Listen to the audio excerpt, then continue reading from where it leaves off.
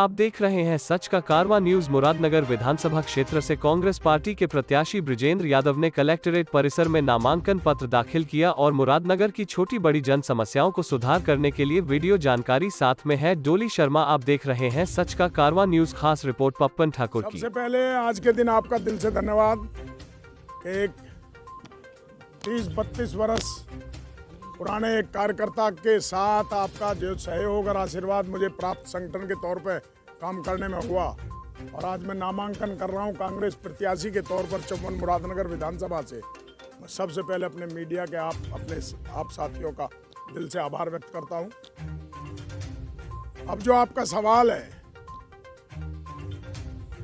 कि कैसे चुनौती को पार करेंगे, निसंदेह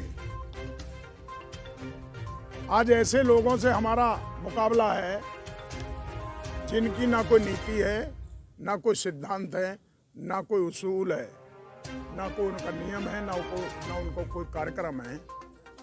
वो धार्मिक उन्माद और जातीय उन्माद फैलाकर इस उत्तर प्रदेश का जो अब तक बेड़ा गर्क किया है, हमारी नेता, हमारी दीदी आदरणीय प्रियंका गांधी का ये संकल्प है। पिछले 2 वर्षों में किसानों के सवाल पर, महिला बहन बेटी माताओं के सम्मान स्वाभिमान जो लुटता रहा प्रदेश में, उसकी रक्षा के सवाल पर, छात्रों के शिक्षा के सवाल पर, बेरोजगार नौजवानों के रोजगार के सवाल पर, छोटे व्यापारी ठेली खोमचा पटरी वालों के रोजगार के सवाल पर, जो 2 करोड़ नौकरी देने का वादा किया उन बेरोजगारों के सवाल पर हमारी नेता ने इस सरकार को चुनौती दी। जिस तरह से अनाचार अत्याचार का खेल उत्तर प्रदेश में हुआ, चाहे किसानों को कुचला गया, चाहे हाथरस में दलित वाल्मीकि बेटी की हत्या की गई, बलात्कार हुआ और सरकार के सरकारी अफसर सब सिरे से खारिज कर दिया। सर्वोच्च न्यायालय का हस्तक्षेप होने के बाद उस परिवार को आदरणीय राहुल जी और प्रियंका जी के कसरत के बाद, उनकी मेहनत के बाद उस परिवार को न्याय की आस जगी। किस तरह से सोनभद्र में, किस तरह से बलिया, बनारस, गोरखपुर, मेरठ, मुजफ्फरनगर, सहारनपुर, गाजियाबाद किस तरह से अपहरण उद्योग चला, किस तरह से लोगों को कुचला गया, इन सारे मुद्दों को गंभीरता के साथ उत्तर प्रदेश की जनता ने देखा है। और ये भी देखा है कि समाजवादी पार्टी, बहुजन समाज पार्टी का कोई नेता पिछले 5 वर्षों में उत्तर प्रदेश की सड़कों पर इन समस्याओं के समाधान के लिए नहीं निकला और इस बात के गवाह आप भी हैं। अब चुनाव आने के 2 महीने पहले लोग अपना अपना डमरू लेकर निकले हैं, लेकिन कांग्रेस का कार्यकर्ता और कांग्रेस की लीडरशिप 20-30, 50 हजार कार्यकर्ताओं ने गिरफ्तारी भी की, 100 बार जेल यातनाएं भी की। आदरणीय प्रियंका गांधी जी को भी थानों तक में 4-4 दिन बैठाए रखा। जनता इसको बाखूबी देख रही है और इन चुनावों में कांग्रेस को जबरदस्त बढ़त मिलेगी और मुरादनगर में कांग्रेस इस सीट को निश्चित रूप से बहुत भारी बहुमत के साथ जीतेगी। मुझे सबका आशीर्वाद प्राप्त होगा, ऐसा मेरा विश्वास है। अभी आपने मुरादनगर के प्रत्याशी से बात कर रहे हैं ना, अब मैं पार्टी के जिला अध्यक्ष के नाते आप मुझसे पूछ लीजिए। सबसे पहला कार्य चौवन मुरादनगर विधानसभा में जो मैंने पिछले 2 वर्ष में घूम कर देखा है, अगर मैं नाम लूं तो आज मेहरौली ये बराबर का गांव है। कहने के लिए वो शहरी पार्ट है, मुरादनगर का हिस्सा है, लेकिन चले जाइए वो डूबने की स्थिति में है। वहाँ पानी की निकासी का, सीवर का और सफाई का, सड़क का और पेयजल का कोई व्यवस्था नहीं है। अगर मैं अपने गांव शाहपुर बमेटा की बात करूं तो वहाँ 3-3, 4-4 फुट गहरे गड्ढे और खांचे हैं। ये मुरादनगर विधानसभा के जनप्रतिनिधियों का काम है। अध्यक्ष जी, आपके बड़े भाई आपके सामने चुनाव लड़ रहे हैं, बड़े आपसे चुनाव में रहे हैं, सुंदर मुन्नी जी आपके सामने आज चुनाव लड़ रहे हैं, आप उनके सामने लड़ रहे हैं।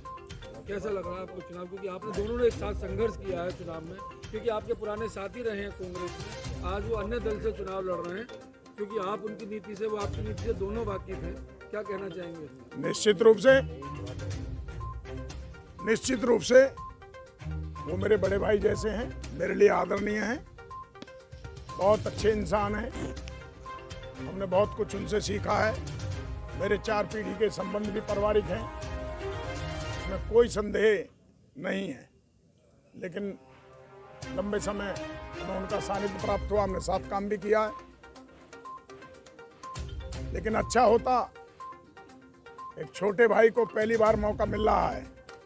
बड़ा भाई तो 3 बार एमएलए भी रहे, 10 बार उन्होंने चुनाव भी लड़े। अब परमपिता परमेश्वर पर छोड़ते हैं, जो ऊपर वाला देगा जिसे दे शारदा माई। मेरे लिए वो आदरणीय है, परिवार भी आदरणीय है। मैं आज भी ताऊ प्यारेलाल जी कहता हूँ, हमेशा ताऊ प्यारेलाल जी कहता रहूँगा। कभी हमारे मुंह से पंडित प्यारेलाल जी नहीं निकला। मेरे वो संस्कार हैं और वो संस्कार बने रहेंगे। बड़े भाई और छोटे भाई के नाते चुनाव लड़ेंगे, इसको सफलता मिलेगी। हम एक दूसरे के गले में माला डाल देंगे। ये धर्म युद्ध है और इस धर्म युद्ध में बड़े भाई का आशीर्वाद मेरे साथ है।